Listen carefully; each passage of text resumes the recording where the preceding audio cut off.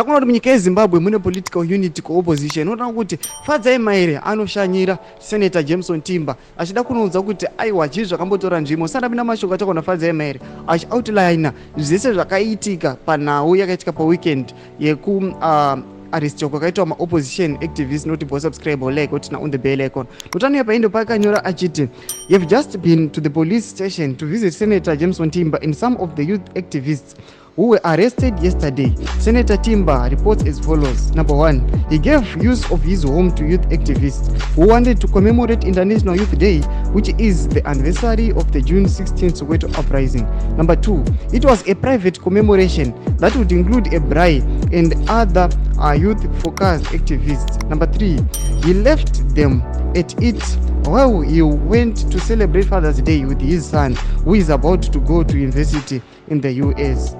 He received a call a while later to be told armed riot police had blocked off his house and thrown tear gas into his garden. Number 5, he immediately drove home with his son, only to see the police arresting everyone at his home, including tenants who had nothing to do with the meeting, and those randomly walking in the road he lives in.